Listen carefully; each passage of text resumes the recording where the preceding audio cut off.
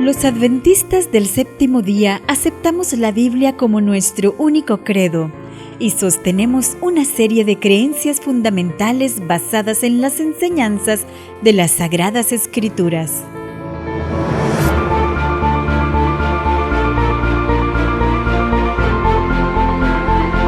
Nuevo Tiempo Honduras presenta de una forma ampliada, amena y práctica para beneficio de nuestros miembros y amigos estas convicciones doctrinales y su significado para los cristianos adventistas que deben actuar en la sociedad de hoy. Conoceremos las enseñanzas bíblicas fundamentales centradas en Cristo, las raíces de la fe cristiana que nos aseguran el gozo de la salvación, la orientación basada exclusivamente en la Biblia para que fortalezcamos nuestra relación personal con Dios con independencia de cuál sea nuestro origen u opiniones.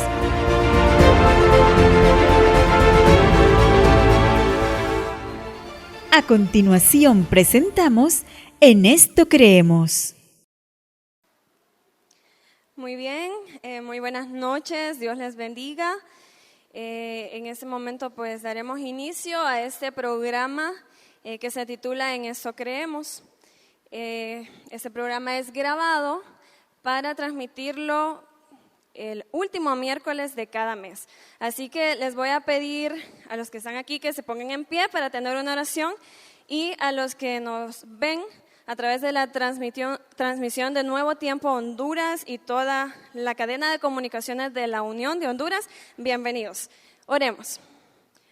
Padre nuestro que estás en los cielos, santo y glorificado sea tu nombre, Señor. Gracias por este día, porque nos has bendecido, Señor, y porque estamos aquí para estudiar, para aprender más de tu palabra.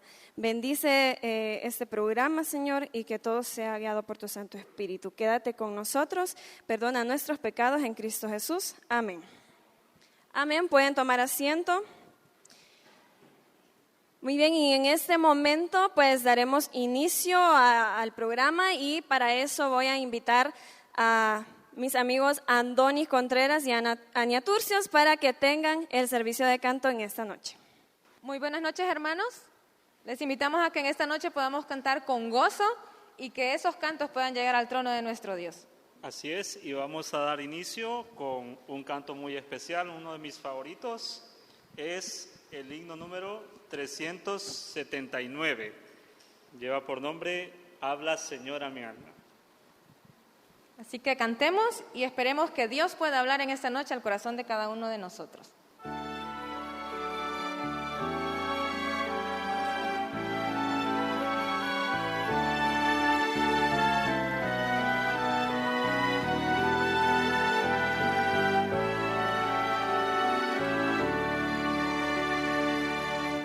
Habla, Señor, a mi alma, hable tu dulce voz, susurra en tiernas notas, tú no estás solo, no.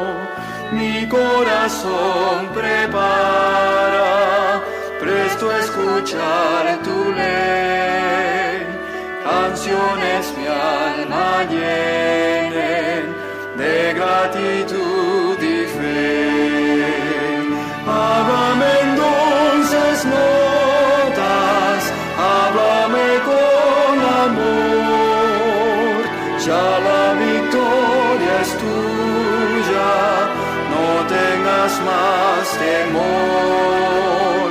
Háblame cada día, hable tu tierna voz, susurra en mis oídos, tú no estás solo, no.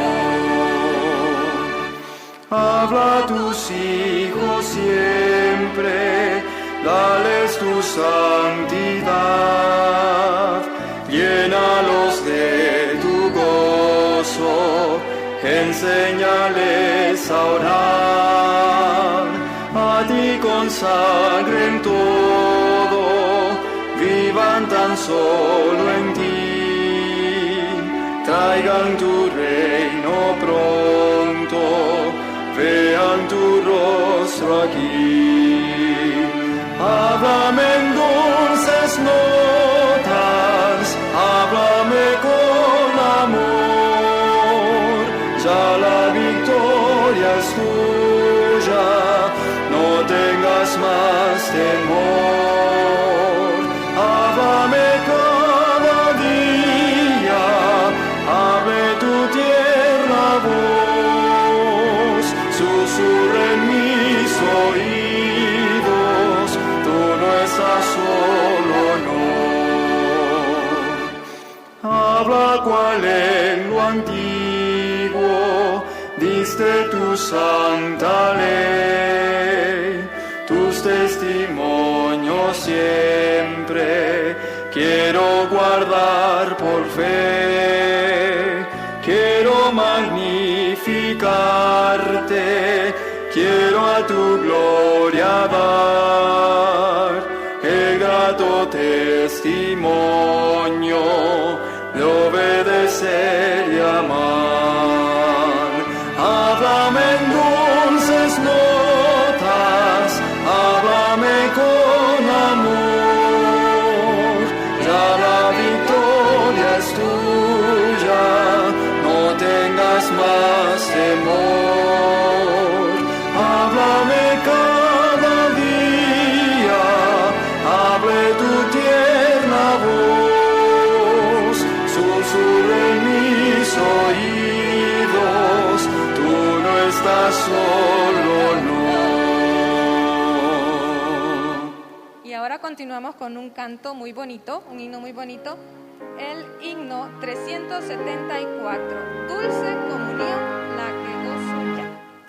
Dulce comunión, la que gozo ya, en los brazos de mi Salvador. Qué gran bendición en su paz me da, hoy yo siento en mí su tierno amor. Libre, salvo, de cuitas pegas y dolor. Libre, salvo, en los brazos de mi Salvador.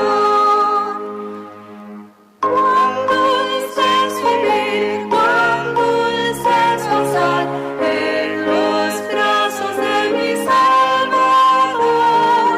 Quiero estar con él en su eterno hogar, siendo objeto de su tierno amor.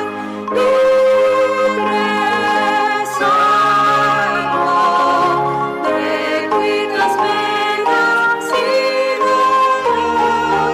Libre, salvo, en los brazos de mi Salvador. No habré de temer ni aún desconfiar en los brazos de mi Salvador. En él puedo yo bien seguro estar de los lazos del vil tentador. Libre, salvo, de cuitas penas y dolor. Libre, salvo, en los brazos de mi Salvador.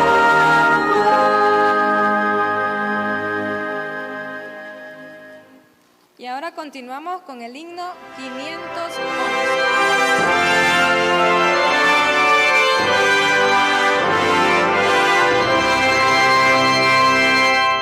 Marcharé en la divina luz, marcharé, siempre marcharé, en las huellas del buen Jesús, siempre marcharé. Vestido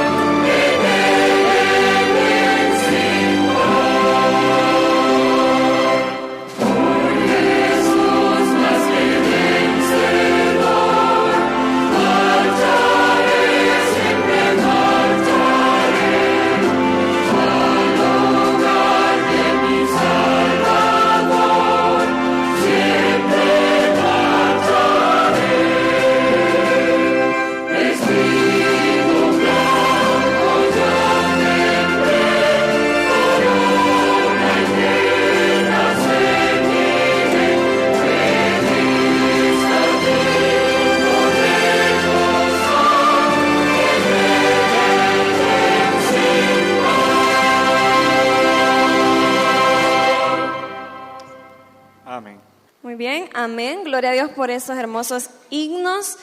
Cabe destacar que hoy estamos transmitiendo desde mi amada iglesia del Country. Así que bienvenidos a todos y a cada una de las personas que nos ven a través de Nuevo Tiempo Honduras. Y ha llegado el momento de la primera parte del estudio de esta noche. Y para ello le voy a pedir a los panelistas que pasen al frente el pastor Samir Sarmiento, secretario ejecutivo de la Asociación de Comayagüela, y Jorge Altamirano. Quedémonos en esa parte del primer estudio. Hola, hola, muy buenas noches. Bienvenidos a todos ustedes que están conectados. Hoy es el cuarto miércoles del mes a través de Nuevo Tiempo Honduras. Hoy estamos, ya como lo dijo nuestra presentadora, en la iglesia del Country. Pastor, comúnmente estamos en el estudio de Nuevo Tiempo, pero hoy en un ambiente más en casa. Bienvenido, buenas noches. Claro que sí, veo esa emoción en ti realmente del hecho de estar en esta iglesia tan linda, tan bella, y Estoy gracias. jugando de local. Ah, sí, Estoy jugando de local. Lo sé. Por eso te di la oportunidad que iniciaras. Queremos agradecer primeramente a la Junta de la Iglesia haber permitido abrir las puertas de esta congregación para poder compartir juntos y poder aprender juntos acerca de la palabra de Dios. Hoy nuestro programa va a variar, ustedes esperamos que puedan disfrutarlo y que podamos aprender juntos sobre lo que las escrituras y las doctrinas y creencias de nuestra iglesia establecen y así fortalecer nuestra fe en Cristo Jesús. Bueno, como ya saben, el programa En Esto Creemos se dedica a estudiar a profundidad las 28 creencias de los adventistas del séptimo día. Pastor, y hemos llegado a la creencia número 16 que se engloba dentro de la doctrina de la iglesia. ¿Qué creencia es esa, pastor? Bien, la doctrina que hoy estaremos compartiendo es la Cena del Señor. Normalmente como adventistas también la llamamos la Santa Cena. Sí. Vamos a disfrutar entonces lo que significa esta creencia y qué valor tiene para nosotros, no solamente como adventistas, Jorge, sino también como cristianos. Muy bien, así que vamos a abrir nuestra Biblia. Yo le voy a pedir a la congregación aquí presente que puedan tomar su Biblia. Los que son de esos buenos estudiantes que toman nota, háganlo por favor. Y por supuesto a usted que está en casa y que disfruta de la transmisión de Nuevo Tiempo, ya sea a través de nuestras redes sociales en Facebook o en YouTube, atento, porque vamos a abrir el poder más grande del universo, la palabra de Dios. Pastor, la primera pregunta que quiero plantearle es, ¿qué es la Cena del Señor? ¿De dónde viene este rito? ¿De dónde viene esta práctica? Cuénteme, por favor. Bien, para poder aprender acerca de la Cena del Señor, hermanos, tenemos que irnos al libro de Mateo. Mateo capítulo 26. Mateo capítulo 26. Encontramos el relato ahí especial. Ocurre en un momento crucial ya del ministerio de Jesús. Y no solamente crucial, sino final, ya en la vida de Jesús. Todo esto pasa, hermanos, a minutos, a horas de que Jesús sea crucificado. Por eso también es conocida en el mundo secular y el famoso cuadro, ¿no? Como la última cena, porque fue como la cena que Jesús tuvo de despedida con sus discípulos previo a morir en la cruz. Pero no solamente nos queda como un recuerdo de esa fue la última cena, sino que Jesús la instituye la práctica que se dio en esa noche para que los discípulos posteriores, nosotros, sigamos haciéndolo, porque tiene un simbolismo espectacular. ¿A partir de qué versículo en el capítulo 26, pastor? Capítulo 17, Mateo 26, 17, hermanos. Busquemos ahí en la palabra y miren lo que nos dice el relato bíblico, hermanos. En el primer día de las fiestas del pan sin levadura, vinieron los discípulos a Jesús y le dijeron, ¿dónde quieres que preparemos para que comas la Pascua? Hagamos una pausa ahí y aclaremos qué es la Pascua, porque aquí está hablando de una práctica como cuando nosotros celebramos Navidad comúnmente. En el caso del pueblo judío, siempre había la celebración de la fiesta de la Pascua. ¿De dónde viene esto, pastor? En breves, porque así no nos desviamos de la última cena. Claro que sí. La Pascua, hermano, recordemos que era una celebración que se realizaba anualmente. Todos los años se realizaba este momento especial en familia y remontaba a las familias y al pueblo de Israel al acontecimiento especial de la liberación del pueblo de Israel de Egipto. Es como decir para los hondureños el 15 de septiembre, ¿verdad? Que se está grabando este programa en el mes patrio, entonces decir, bueno, el 15 de septiembre de 1821 los países centroamericanos nos liberamos, voy a ponerlo entre comillas, de España. En el caso del pueblo judío, tenemos la historia en el Éxodo, se liberó de Egipto, ¿cierto? Y eso recordaban, la Pascua recordaba la liberación del pueblo israelita de su opresor, que eran los egipcios. Claro que sí. Vamos a aprender más adelante, hermanos, cómo era también realizada la Pascua, para poder entender el simbolismo de los elementos que compartimos en la Cena del Señor. Muy bien. Pero como decía Jorge, para no desviarnos, hermanos, teníamos que comprender lo que era la Pascua. Los discípulos se acercan y le dice al Señor, Señor, ¿dónde quieres? Y si ustedes se dan cuenta, en ese relato, hermanos, en los versículos siguientes, Jesús les describe el lugar donde quería que fuera preparada la Pascua. Y cabe señalar también, voy a volver a hacer el paralelismo, la celebración anual más famosa que tenemos en el mundo occidental es la Navidad. ¿Qué se come en Navidad? Yo quisiera, ya que estamos en este ambiente en vivo, escuchar a la congregación. ¿Qué platillos generalmente se comen en Navidad? Me gustaría que la congregación alguien me conteste. Tamales, ¿verdad? ¿Qué otro tipo de platillo? Torrejas, pollo, un pollito asado, pavo. Pavo, algunos. En la Pascua habían ciertos alimentos y la manera de comer esos alimentos que ya estaban estipulados por Dios. ¿Qué alimentos eran esos, pastor? Bien, era el pan sin levadura. Pan sin levadura. ¿Verdad? Las hierbas amargas, sí, que estaban ahí. Y vemos que se incluye un elemento más que no lo mencionaba en Éxodo, pero que en esta cena sí estaba, había un vino, que durante las generaciones ya habían hecho algunos elementos, ¿verdad?, que compartían en la cena del Señor, ¿verdad? Y cabe señalar también que estos símbolos, o sea, no es porque solamente decir se va a comer esto en Pascua porque es rico. No, estos alimentos tenían un simbolismo hacia Jesús. El pan, Jesucristo dijo, yo soy el pan de vida. Amén. El vino no es un elemento nuevo que señala a Jesús. Las profecías de Isaías ya señalaban cómo el vino, el mosto, que era el vino nuevo, señala la sangre de Jesús. Entonces, esta alimentación de la fiesta de la Pascua le hacía recordar al pueblo de Israel no solamente la liberación de Egipto, sino la liberación futura a través de la muerte del Mesías.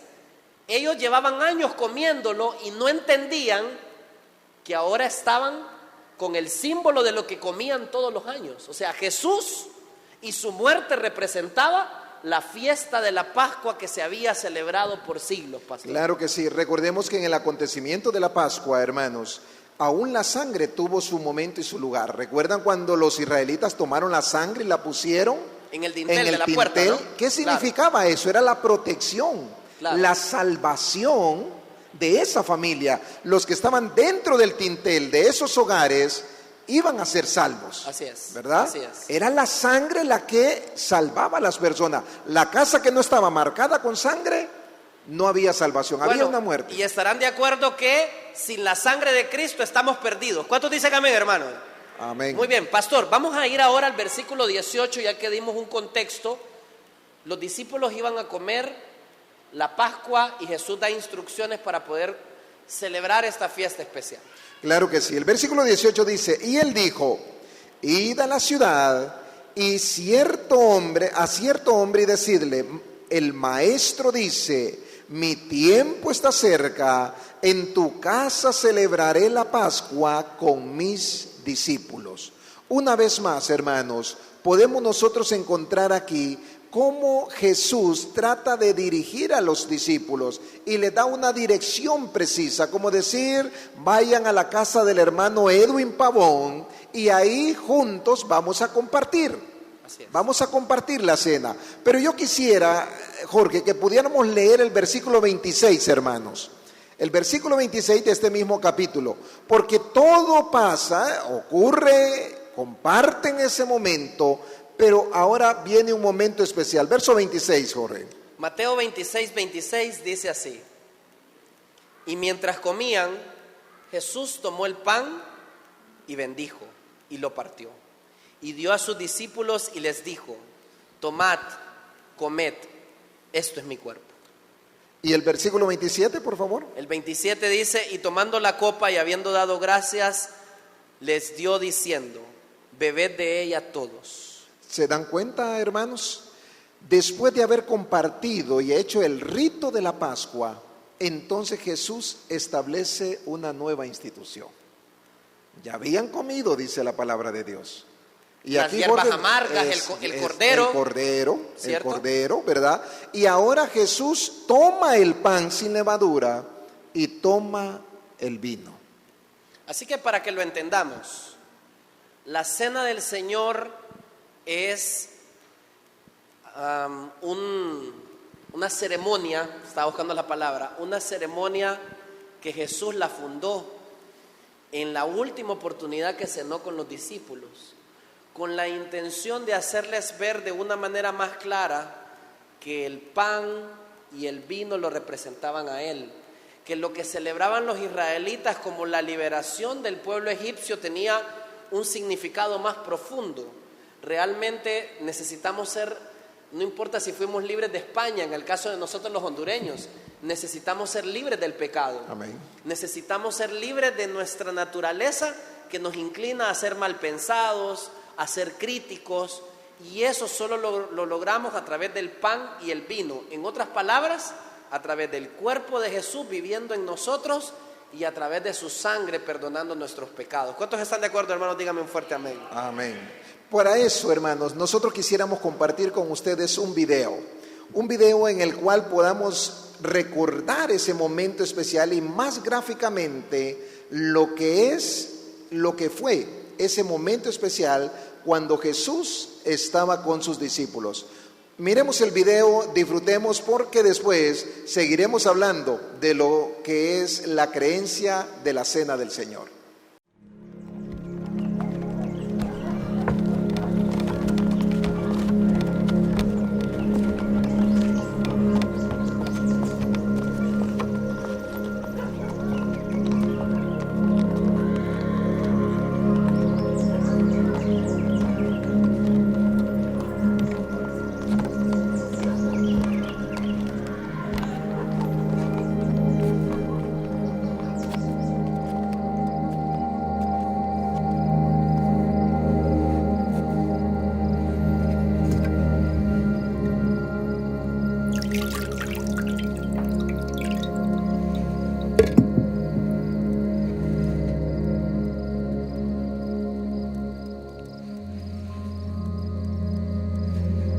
Tomad esto y repartidlo entre vosotros, porque os digo que no beberé más del fruto de la vid hasta que el reino de Dios venga.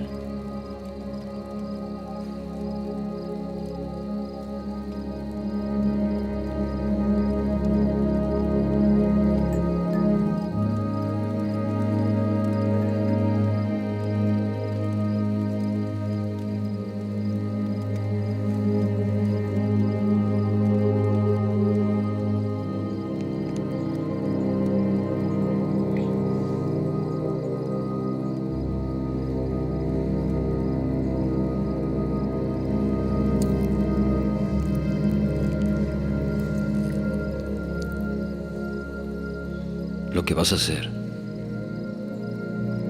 hazlo pronto.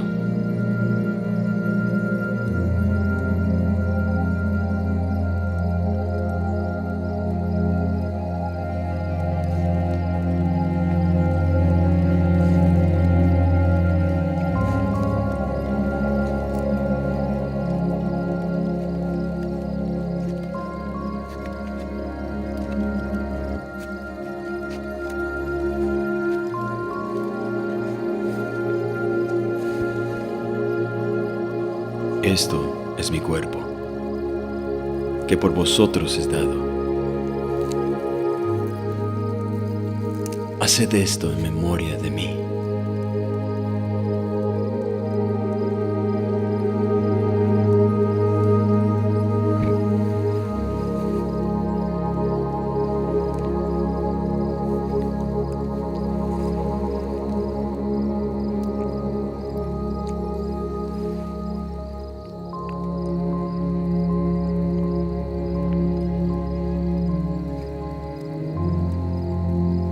Esta copa es el nuevo convenio en mi sangre, que por vosotros se derrama.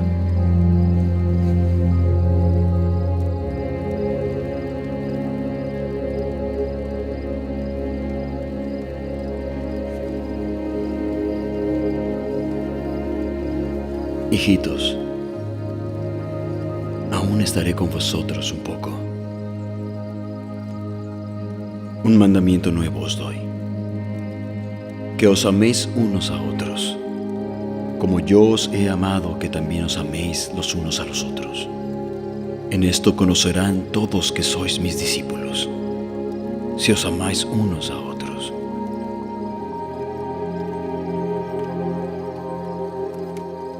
La paz os dejo,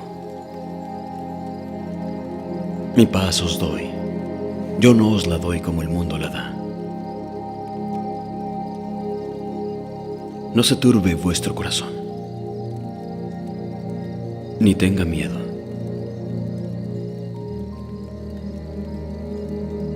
Salí del Padre y he venido al mundo. Otra vez dejo el mundo y voy al Padre. He aquí la hora viene. Sí, y ha venido ya, en que seréis esparcidos cada uno a lo suyo, y me dejaréis solo.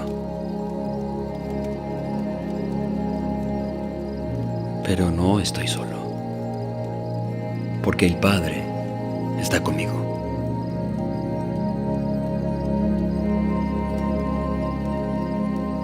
Estas cosas os he hablado para que en mí tengáis paz. En el mundo tendréis aflicción, pero confiad.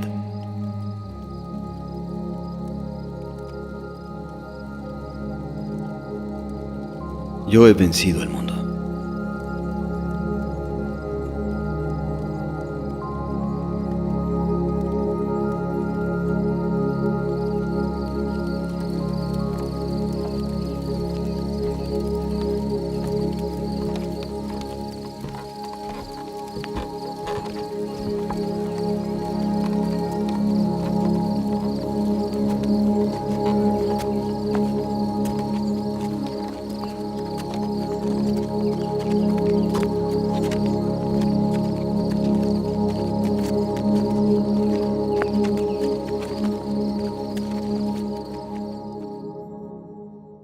Muy bien, retomamos nuestra transmisión después de ver estas escenas que nos evocan un momento tan especial, pastor. Y pues ya hablamos de manera de introducción de lo que es la cena del Señor, el rito de comer el pan, tomar el vino, pero la cena del Señor se compone de dos fases.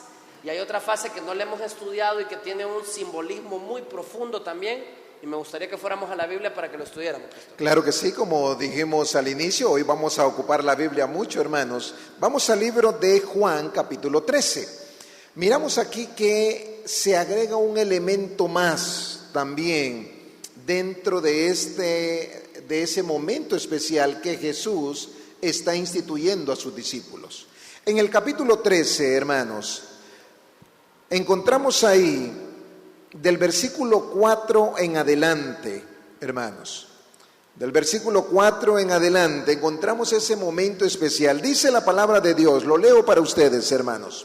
Dice: así Jesús se levantó de la cena, se quitó su manto y tomando una toalla se ciñó con ella. Luego puso agua en una vasija y empezó a lavar los pies de los discípulos y a secarlos con la toalla con que estaba ceñido. Es realmente una de las escenas más impactantes en el ministerio de Jesús. Quiero que entendamos lo siguiente. Cuando llegaba una persona en esa cultura de visita, generalmente se tenían criados o siervos, y como las personas andaban por calles que no estaban asfaltadas, que eran calles de tierra, generalmente llevaban con sus pies llenos de polvo, llenos de tierra. Y entonces llegaban de visita y como cortesía el dueño de la casa mandaba a los criados a que le lavaran los pies. Entonces era como ahora en nuestros tiempos el pastor Samir, si me va a visitar a mí, generalmente le voy a decir: pastor, le ofrezco un juguito, siéntese, le pongo el ventilador. Esas son las cosas de cortesía. Pues en el tiempo bíblico la cortesía principal no era que yo como dueño le iba a lavar los pies a mi visitante, sino que ponía a mis sirvientes a que le lavaran los pies, a hacerle el pedicure ahí, ¿verdad? Ahora, pastor, resulta que como prácticamente se prestó un local, usted lo comentó, pues no había siervos. Y todos los discípulos, incluyendo a Jesús, andaban polvosos los pies. Y ellos lo sabían y estaban incómodos y decían, bueno, y se quedaron viendo quién le va a lavar los pies. Y entonces, muéstreme sus pies, pastor, por favor, a ver sus zapatos. Entonces vino Pedro, le miró los pies a Juan y dijo, no, yo no le voy a lavar los pies porque tiene callos, porque tiene hongos, y no solo por eso. Bueno, lo de callos y hongos yo lo estoy agregando. Pero no le voy a lavar los pies porque eso resulta humillante, porque esto solo lo hacen los criados, los siervos. Pero ¿qué hace Jesús? Que, como diríamos en un lenguaje coloquial, la saca del estadio, rompe el molde. ¿Qué fue lo que hizo Jesús, pastor? Bien, como pudimos leer, hermanos, en el relato bíblico, nos dice que Jesús se levanta, se quita su manto y se ciña una toalla. Interesante, hermanos, ahorita que Jorge describía ese momento especial y lo que sucede, me remontó a mi niñez, Jorge. ¿Le lavaban los pies a usted? No. Pastor, me remontó a mi niñez porque yo de niño andaba descalzo y jugaba descalzo en la calle. Y posiblemente algunos de los hermanos que nos están viendo aquí, que están aún aquí en la iglesia. Conozco adultos, ¿verdad?, que les gusta andar descalzos en la casa. Okay. Sí. O a nuestros hijos también, al ver a nuestros hijos de jugar, uno que les dice, vayan a lavarse los pies, ¿verdad? Porque los andan negros de abajo de la calzoneta, como decimos nosotros, del pantalón corto hacia abajo, todo lo que es piel, sí, ¿verdad? Está sucio. Con costra. Exactamente. Y esa imagen, hermanos, por eso dije yo, me remonta a ese momento, porque así era como caminaban los hombres, en sus sandalias, sí, polvosos, negros, con costra, como lo dijiste. Y entonces viene Jesús y hace un acto que ninguno de sus discípulos lo esperaba. Y que me interesa señalar, pastor, Jesús está leyendo la mente de los discípulos, no se nos olvide eso. Y está escuchando los pensamientos de Pedro, que dice, yo no me voy a rebajar a lavarle los pies a nadie. Y está escuchando a Santiago de repente que dice, uy, pues si Pedro no lo hace, yo menos. Y Jesús se levanta y comienza a lavar él. Jesús ya tenía cierto prestigio, aunque los líderes de Jerusalén no lo consideraran el Mesías, pero sí ya era considerado maestro, rabí. Amén. Ya tenía una posición social. Y lo último que se esperaría, más con la imagen que daban los maestros y rabís, que ¿quiénes eran? Los fariseos. Los fariseos, diríamos en nuestro tiempo, no les caía ni un sucio. Jamás nos imaginaríamos a un fariseo lavando los pies. Y es impresionante cómo Jesús, vuelvo a repetir, rompe el molde, porque ya era reconocido socialmente, pero más allá. Vámonos a la realidad, queridos hermanos. ¿Quién es Jesús realmente? Jesús es Dios. ¿Cuántos están de acuerdo conmigo? Amén. el Rey del universo, dispuesto a lavarle los pies a pecadores, a seres muy inferiores a Él, como lo somos cada uno de nosotros. Y tal vez en contraste de esto, hermanos, tal vez podemos recordar en este momento cuando los discípulos Santiago, ¿se acuerdan ustedes? Santiago, Pedro y Juan. Ok, pero Santiago y Juan, llega la madre y le dice, mira, Ajá. yo quiero que mis hijos, uno esté a tu derecha y el otro esté a tu izquierda. Claro. ¿En qué sentido hablaba ella? De poderlos que ensalzar, que ellos fueran los grandes del grupo. Pero Jesús, ¿cuál fue la respuesta ahí? ¿Están ustedes dispuestos a tomar de la copa que yo voy a tomar? ¿Verdad? Y ellos le dije, sí, claro que podemos. Claro, en el interés de sentirse superior a los demás, cualquiera está dispuesto a hacer las cosas. Es que si nos vamos a la realidad, pastor, la mayoría de nosotros buscamos subir de estatus, ¿o no? O que me diga alguien de los presentes, si le ofrecen hoy un ascenso en su trabajo, usted no lo aceptaría. Si le ofrecen subirle el sueldo, usted no le aceptaría. Pastor, si a usted le ofrecen cambiar de carro, no recuerdo qué carro anda en este momento, pero le dicen, le cambio el carro que anda y le doy un Ferrari, ¿usted lo aceptaría? Generalmente a ninguno de nosotros nos gusta que nos bajen y que nos humillen, pero la Biblia dice que Jesús se humilló a sí mismo tomando forma de siervo. Versículo 5, si nos acompañan a leer, querida congregación, y ustedes que están ahí en su casa. Luego puso agua en un lebrillo y comenzó a lavar los pies de los discípulos y a enjuagarlos con la toalla con que estaba ceñido. Uno por uno, pastor, incluyendo a Judas, que era el traidor. Entonces, hermanos, cuando nosotros vemos este acto de Jesús, ¿qué significado tiene entonces para nosotros? Muy bien, traigámoslo a nuestra época. Después de la descripción que Jorge ya nos ha hecho, cuando nosotros observamos, hermanos, esta forma como Jesús toma la toalla, lava los pies, era un acto de ¿qué, hermanos? De humillación. Mateo capítulo 11, versículo 29, hermanos. Mateo 11, 29. Miren lo que nos dice la palabra de Dios para poder entender ese acto de Jesús. Dice la palabra de Dios, Mateo 11, 29. ¿Lo tenemos? Sí. Llevad mi yugo sobre vosotros y aprended de mí, que soy, ¿qué dice ahí? Manso y ¿qué más? Y humilde de corazón, y hallaréis descanso para vuestras almas. Amén, hermanos. Es interesante, Jorge, que hoy, cuando nosotros participamos de esta ceremonia de lavamiento de los pies o acto de humillación, también como lo describimos, muchas veces somos selectivos en la iglesia. Aunque andamos con zapatos, aunque usamos calcetines, aunque usamos sandalias cubiertas. Bueno, y que de hecho, siendo honesto, Ajá. Hoy toca cena del Señor. Nos cortamos las uñas, nos ponemos hasta loción en los pies y todo. Así que no es lo mismo, no es lo mismo a lo que le tocó a Jesús. Claro. Pero a pesar de todo eso, siempre seleccionamos con quién queremos lavarnos. ¿Y qué criterios tomamos a veces? No, es que aquel me cae bien. Sí, ese es uno de los problemas, hermanos, que estamos perdiendo como cristianos dentro de esta ceremonia, porque estamos perdiendo el verdadero simbolismo de lo que es el acto de humillación. Así que, pastor, cuando lo hacemos en nuestro tiempo, antes de tomar el pan y el vino, como pasó en la cena del Señor, yo no puedo decir, porque recordemos que simboliza el pan y el vino, representa que tomo el cuerpo de Cristo y su sangre, pero yo no puedo tomar el cuerpo de Cristo y su sangre si no estoy dispuesto a ser humilde. Y eso, hermanos, significa muchas veces realizar ese acto aún con personas que posiblemente no conozcamos.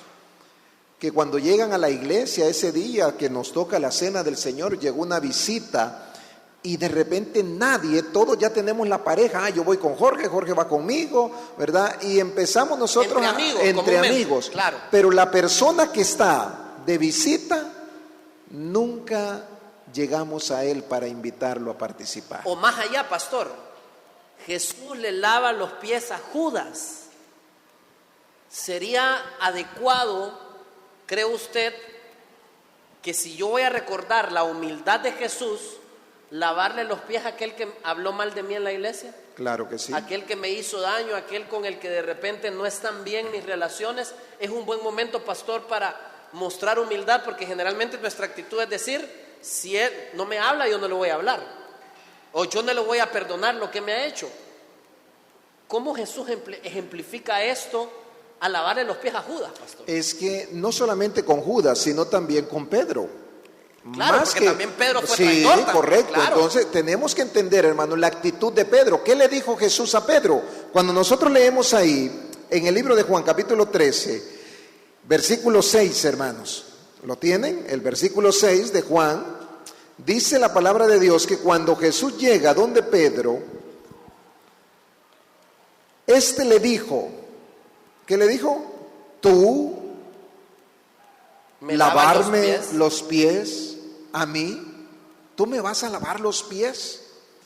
Y Jesús le responde, hermanos, lo que hago no lo entiendes ahora, pero lo entenderás después. Y una nueva respuesta de Pedro, hermanos. Yo quiero que veamos el verso 8. Pedro le dijo, ¿qué le dijo? No me lavarás los pies jamás. ¿Se dan cuenta, hermanos? ¿Por qué? Porque Pedro, hermanos, sentía que lo que Jesús estaba haciendo no era lo correcto. Él sabía cómo andaban sus pies, él sabía, como dijo Jorge, los callos, los hongos, todo lo que andaba en sus pies.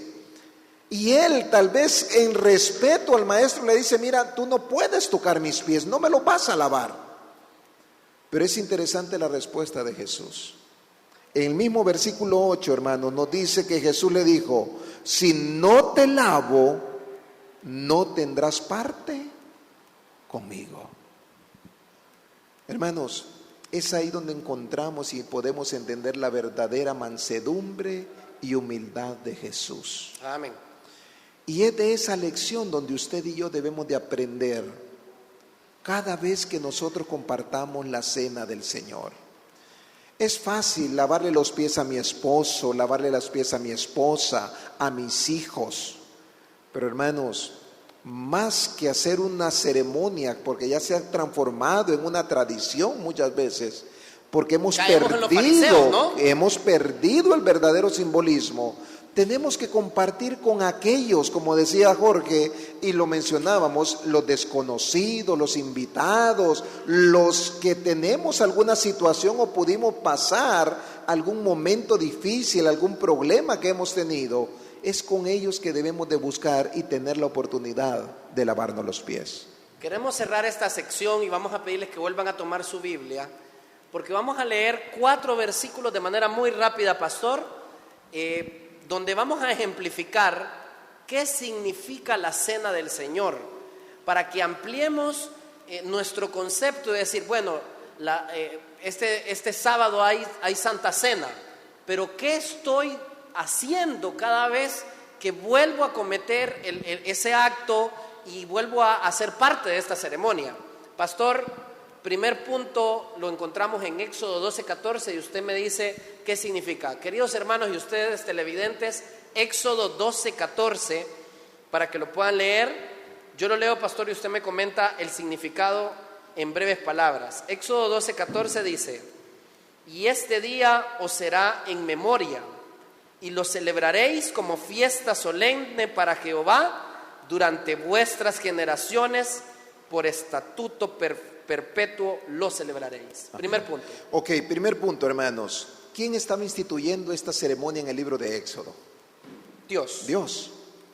Ahí estaban el pueblo de Dios tomando su primera Pascua, compartiéndole las hierbas amargas, el cordero, el pan sin levadura. Y es ahí, hermano, donde Dios le dice, va a ser un estatuto perpetuo. ¿Por qué? Porque para ellos comer y compartir era una liberación de la esclavitud, hermanos. Estaban recordando, cada vez que compartían esa Pascua, recordaban cómo Dios los había liberado del pueblo de Egipto. Así que lo primero que recordamos en la cena del Señor es que nuestra liberación ya fue pagada. ¿Cuántos dicen amén? Amén. Y hemos sido liberados de la esclavitud del pecado. Así es. No de un dominio ahora de una nación, sino del pecado que mora en nosotros, como decía el apóstol Pablo. Interesante que aquí podemos encontrar y describir, dice Jesús, dice Dios al pueblo, este va a ser un estatuto perpetuo. Por todas las generaciones. Ahora pregunto, hermano, ¿quién fue el que cambió la Pascua a la cena del Señor? Jesús. ¿Y quién es Jesús? Dios. Así que ahí Él tiene toda la autoridad. Toda. La institución, el mismo simbolismo que tenía esa Pascua, ahora es representado a través de la cena del Señor. Pero con un simbolismo espiritual para nosotros, hermanos, en que el Señor nos ha liberado del pecado, de la culpa. Así como cuando usted y yo, todos aquellos que somos bautizados, lo aprendimos hace unas semanas atrás en el último estudio que compartimos acerca del bautismo, que sumergimos nuestros pecados y nacemos a una nueva vida. De igual manera es la cena del Señor para con nosotros hoy. El poder renovar ese pacto con Dios. Segundo versículo rápidamente, pastor, 1 de Corintios capítulo 10, versículos 16 y 17. 1 de Corintios 10, versículos 16 y 17, dicen así: la copa de la bendición que bendecimos no es la comunión de la sangre de Cristo. El pan que partimos no es la comunión del cuerpo de Cristo. Siendo uno solo el pan, nosotros, como ser muchos, somos un cuerpo, pues todos participamos del mismo pan. En breves palabras, pastor, estos versículos, ¿qué nos dicen que significa la cena del Señor? Es la unidad, el momento de mantenernos unidos. La cena del Señor, hermanos, nos une como iglesia. Amén.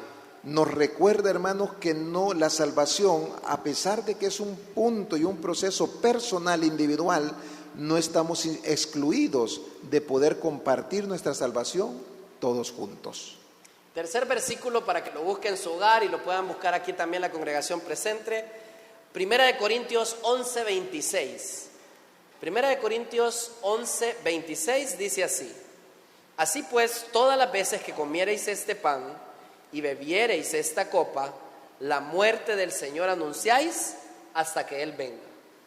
Esto simboliza, hermanos, la redención futura.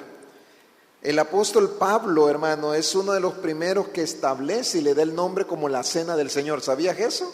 El apóstol Pablo por primera vez describe ese momento como una cena establecida por el Señor. Pero no solamente lo hace de una forma presente, sino también de una forma futura. Todas las veces que la comáis, todas las veces que la bebáis, ¿verdad? Nosotros recordamos lo que Jesús hizo en el pasado, pero ¿para qué? Para nuestra salvación futura. Es de recordar, miren qué interesante, un dato por si usted no lo sabía.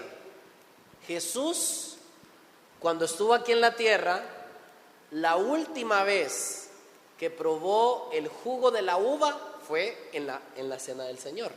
Y prometió que la próxima vez que lo vuelva a tomar es cuando usted y yo estemos en el cielo. Amén. Por eso cada vez que usted pruebe, y nos encanta el jugo de uva, a veces uno dice, ¿por qué la copita es tan pequeña, no? El jugo de uva dulcito, Jesús lo va a volver a probar cuando lo haga a la par suya en el reino de los cielos. ¿A cuánto les emociona eso? Amén. Amén. Último punto, pastor, y vamos a ir a una parte muy especial para cerrar este bloque. Mateo 26, 28. Mateo capítulo 26, versículo 28 dice así: porque esto es mi sangre del nuevo pacto, que por muchos es derramada para remisión de los pecados. Amén. Recordamos, hermano, lo habíamos dicho hace unos minutos atrás.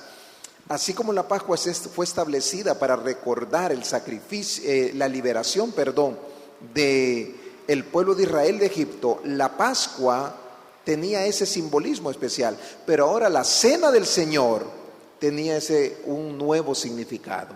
Era una renovación de un nuevo pacto con Dios.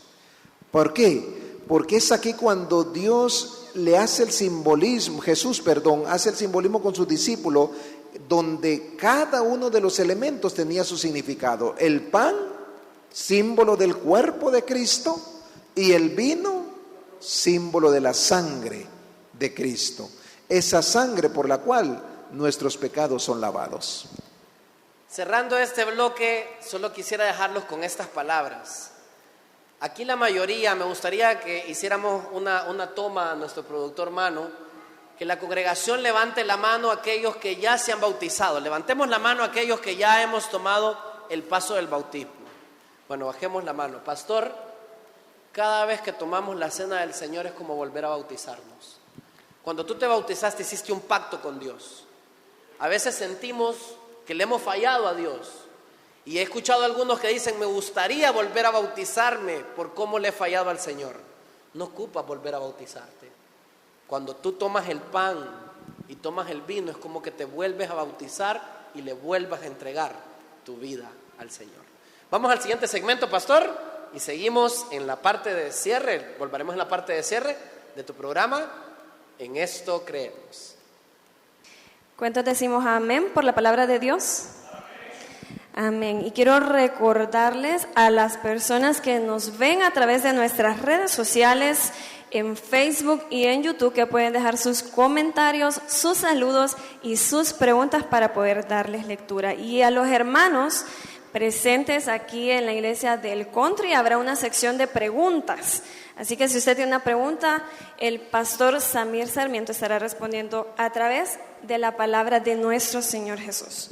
Pero ha llegado una parte que no podía faltar, es la música, porque eso nos conecta a Dios y nos permite adorarlo. Así que en este momento los dejo con Joshua García, que tendrá un canto especial.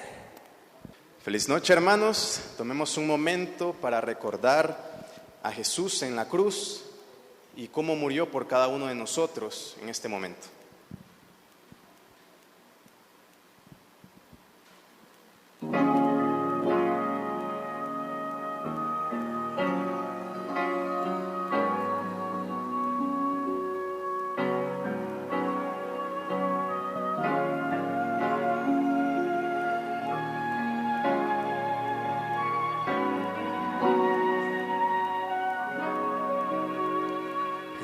Ellos velan a distancia y no dejan de observarte a ti.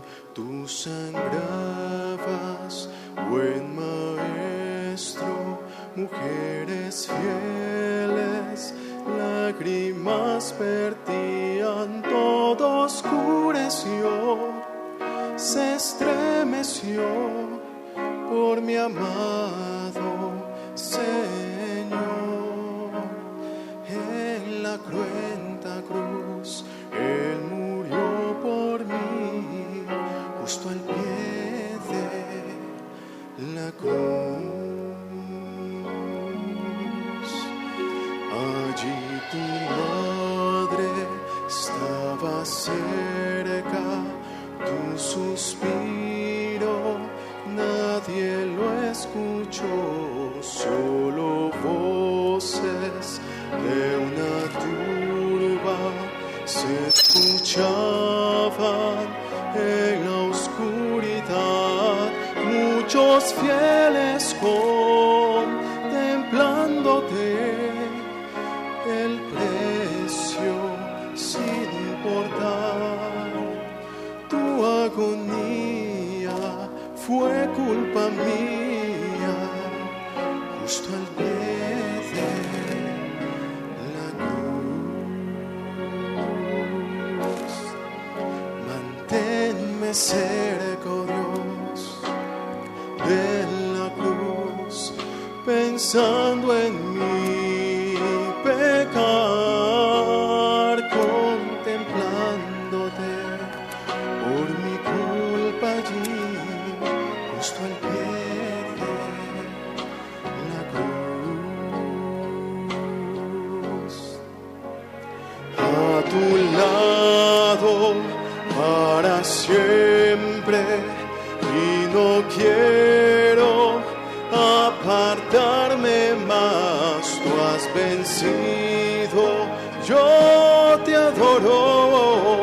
precioso Cristo, yo te alabaré y oiré tu voz, te serviré, te entrego hoy mi ser, sinceramente y de rodillas, justo al pie de la cruz.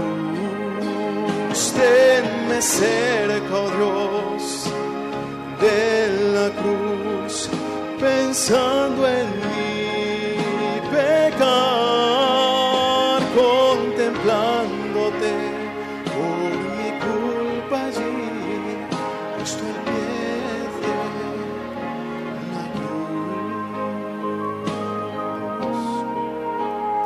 Tenme cerca, oh Dios, de la cruz, pensando en mi pecar, contemplándote por mi culpa allí, justo al pie de la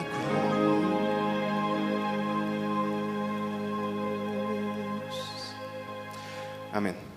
Muy bien, y continuamos en nuestro programa En Esto Creemos y hemos llegado a la sección de las preguntas. Y me encuentro aquí en este momento con el hermano Huito, primer anciano de la iglesia del Country, y él tiene una pregunta. Sí, hermano, buenas noches. Pastor Samir, quería consultarle, ¿verdad? Con el pan y el vino que sobra después de la Santa Cena, ¿qué es lo que procede qué se hace con él? Ok, de acuerdo a, no hay una norma establecida con qué es lo que se debe hacer determinadamente. Hay varias cosas. Uno, lo primero es que no se puede comer. El pan que fue bendecido y el vino que fue bendecido no se puede comer. Lo segundo, algunos lugares lo entierran. En algunos lugares el pan es enterrado, lo que queda del pan que fue bendecido, y el vino es derramado en tierra. Otros, en otros lugares, usan lo queman, usan la hornilla y lo meten al fuego, ¿verdad? Para poderlo destruir, ¿verdad? No se tiene un símbolo que después de haber sido bendecido, para nosotros no podemos darlo, comerlo o poderlo compartir con la gente que está, ¿verdad? Debe de ser desechado, hermano, debe de ser desechado. No sé, Jorge. Sí, vale la pena ahí aclarar que la norma es extensivo para todo lo que ha sido bendecido. Algo que ha sido bendecido no puede luego tener un uso profano. O sea, voy a poner un ejemplo. Tenemos el proyector aquí de la iglesia. Este proyector ha servido al Señor. No podría ser que venga yo y diga, bueno, cuando ya no lo utilice en la iglesia, me lo voy a llevar a mi casa a ver partidos de fútbol. No sería correcto. Entonces, ¿y de dónde sacamos eso? De cómo los levitas trataban las cosas sagradas. El pan y el vino, desde el momento que se ora por ellos y se bendice, es apartado para un uso especial. Eso significa la palabra santo. Por lo tanto, ya no puede ser utilizado para otra cosa que no sea para la ceremonia de la Santa Cena. Cómo se deseche, ya queda, como usted dice, de una manera un poco más abierta. Creo que Jorge aclaró algo, hermanos y hermano Edwin. El pan y el vino reciben una bendición especial. ¿Recordamos? Señor, bendícelo como símbolo del cuerpo de tu Hijo Jesús. Al hablar del pan, al hablar del vino, Señor, bendícelo como símbolo de la sangre. Llegan ¿verdad? A ser cosas santas. ¿verdad? Entonces, porque esos elementos reciben una bendición especial, por esa razón deben de ser desechados. No se puede compartir. Amén, y recordemos que en esta noche estamos estudiando la creencia número 16, la Santa Cena del Señor, y ahora me encuentro con Joche. ¿Tenés una pregunta? Sí, la siguiente pregunta es, si un hermano que está en disciplina por la iglesia puede participar en la Santa Cena. Qué buena pregunta, pastor. Yo me voy a unir a la pregunta de Joche porque yo realmente no sé la respuesta. Sí, es muy discutido. Creo que en su momento hablábamos con Jorge, que es uno de los temas muy discutidos todavía hoy en la iglesia. Pero hermanos, recordemos el significado, lo que hablamos y lo que estudiábamos acerca del significado de la Santa Cena. Redención, renovar. Y aunque la persona haya sido disciplinada, haya sido defraternizada, pero ella puede hacer ese acto espiritual. Recordemos que la Santa Cena es un acto de renovación espiritual con Dios. Amén. Lo decía Jorge en su momento, ¿verdad? No podemos pasarnos bautizando todos los momentos, ¿verdad? O cada ocasión que pecamos. La Cena del Señor se establece para poder nosotros, hermano José, el poder nosotros renovar nuestra vida. Y aún aquellos que han pecado y que están, ¿verdad?, que han cometido alguna falta, pueden participar. Pusimos el ejemplo de Judas, donde aún Jesús comió el pan, mojó el pan, ¿se recuerdan? En el vino, como Jesús lo dijo, y aún Jesús le lavó los pies. No Amén. Lo desechó y le dijo: tú eres un pecador, andas 30 monedas en tu bolsa para venderme, y no lo excluyó de esa bendición de la Cena del Señor. Excelente respuesta. Muy bien, vamos a la última pregunta de esta noche. Ahí está Valerie Lanza con la siguiente persona que tiene una pregunta aquí en la iglesia del Country. Así es, y me encuentro con Ramón Meléndez. ¿Cuál es su pregunta, Ramón? Bien, muy buenas noches. Con esto me queda bastante claro un poco más lo que es la celebración de la Santa Cena. Esto nos lleva a nosotros también a tomar más en serio lo que es la rutina de la Santa Cena. Ahora bien, viendo que las otras preguntas, ¿verdad?, yo las tenía en mente, pues tuve que elaborar una nueva pregunta. Y esto tiene que ver si ya con esto de la Santa Cena queda prácticamente obsoleto lo que era la rutina del antiguo pacto, y ya solamente queda celebrar lo que es la Santa Cena. No entendí muy bien. Entendería la pregunta, Ramón, a ver si está bien. Había una práctica antes de la Cena del Señor que era la Pascua. Si con la institución de la Cena del Señor queda obsoleta la Pascua. ¿Entendí bien, Ramón? Sí, creo que por ahí va la pregunta, pastor. Sí, recordemos que fue en ese momento donde se comparte, ¿verdad?, donde se comparte la Pascua, que Jesús hace la transición.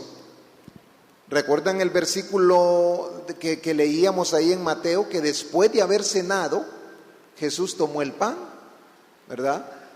Entonces Jesús hace una transición de ese pacto antiguo al nuevo pacto que está estableciendo con sus discípulos, ¿verdad? ¿Por qué? Porque es ahí, hermanos, en ese momento. Recordemos también que estamos a horas de la crucifixión de Jesús. Y cuando Jesús muere, hermanos, ¿recuerdan lo que sucedió en el templo? El velo se rasgó de arriba a abajo. Y en el momento, fue la hora del sacrificio donde muere Jesús. 3 de la tarde. Y el cordero no fue, ¿verdad? El velo fue una escena, yo creo que para el sacerdote en ese momento que iba a hacer el sacrificio, fue algo impresionante, ¿no? ¿Verdad? No se lo esperaba. Algunos estudiosos dicen que el cordero que iba a ser sacrificado a esa hora huyó. ¿Por qué? Porque ese pacto antiguo estaba teniendo un fin para poder iniciar un nuevo pacto. Por eso Jesús, lo leíamos también, le dijo: esto no la volveré a beber jamás hasta, ¿verdad?, cuando yo regrese, ¿verdad?, para poderlo hacer. Así que recordemos también que en el libro de Apocalipsis, capítulo 19, versículo 9, nos habla de esa cena, la cena del Cordero, hermanos, con el Cordero también.